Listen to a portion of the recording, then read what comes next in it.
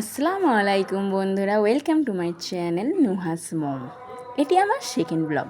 First ব্লগে বলেছিলাম homemade remedy দিয়ে কীভাবে আমার আর নুহার সামার স্কিন কেয়ার করি সেটা তোমাদের সঙ্গে শেয়ার করব। চলে এলাম দেখো রান্নাঘরে, আমার ফেস প্যাক আর নুহার বডি প্যাক কীভাবে করি দেখো। আসো, আমি ফোন রাখার জন্য একটা ডিবের ওপর ফোনটা রেখে দিলাম। দেখো, ধরার তো কেউ নেই, একা একা করতে হয়।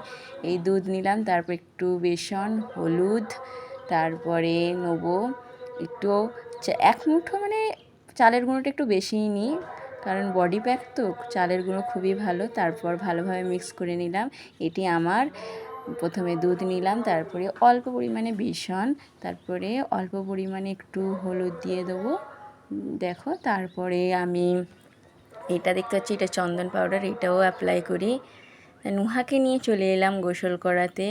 নুহার বডিতে পুরো ভালোভাবে সুন্দরভাবে এটা মাখিয়ে দিই। বেশিক্ষণ রাখি না কারণ ঠান্ডা লেগে যাবে, তাড়াতাড়ি মাখাই, মানে 3 মিনিটের মতনও রাখি না, 2 মিনিট কি 3 মিনিটও বলতে পারো। সুন্দরভাবে মাখিয়ে নিলাম।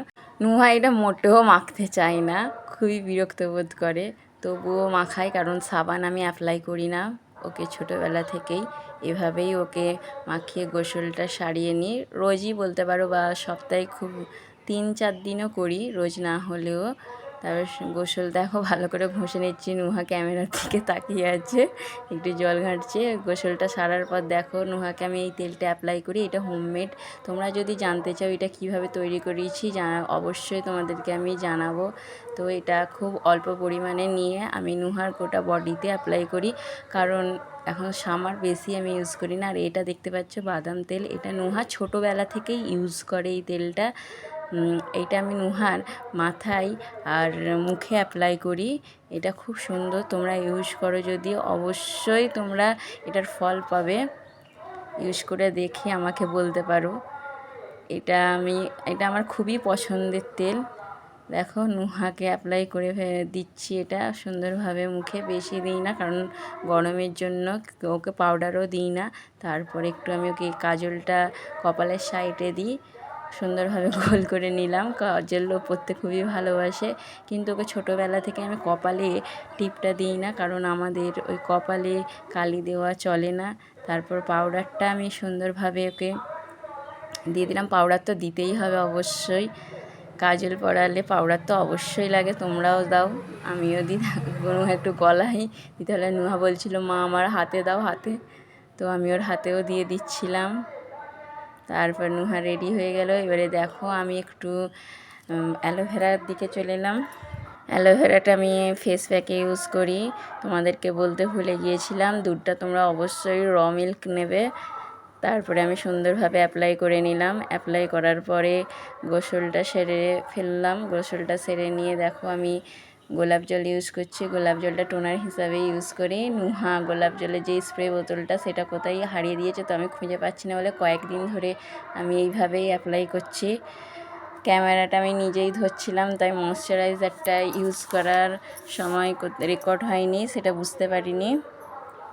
তো সুন্দরভাবে ময়শ্চারাইজারও মাখিয়ে নিলাম। বুঝতে পেরেছি ভিডিওটা সুন্দরভাবে হয়নি কারণ একা একা ধরা, একা একা রাখা, তো এইটা প্রথম তো করছি আমি ব্লগ, তো তাই দেখো গরমের জন্য যা গরম পড়েছে সানস্ক্রিন তো ইউজ করতেই হবে। আমি এই সানস্ক্রিনটা ইউজ করি।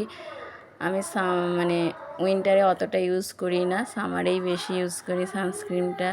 তো সানস্ক্রিনটা সুন্দরভাবে মাখিয়ে নিলাম। সানস্ক্রিন আমি ট্যাপ ট্যাপ করে মাখাই কারণ ঘষে ঘষে মাখাই না, তোমরাও এইভাবেই মাখাবে, এইভাবেই এটা অ্যাপ্লাই করা উচিত।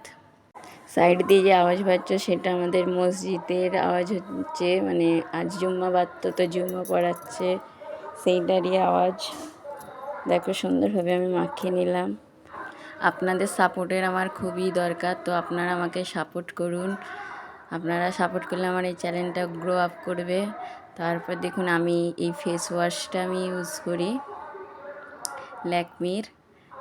এই কটা জিনিসই আমি অ্যাপ্লাই করি আমার ওপর, খুবই ভালো। কম জিনিস ইউজ করি কিন্তু খুবই ভালো। তোমাদেরকে আর একটা জিনিস দেখাই, এই মেডিসিনটা আমি ডক্টর রেকমেন্ডস দ্বারা নিয়েই মানে ইউজ করছি। তো এটা আমার সূর্যের রোদে খুব অ্যালার্জি, এটি আমি রোজ রাত্রে অ্যাপ্লাই করি। তো এটা খুব ভালো। এখনের মতন এইটাই, বাই।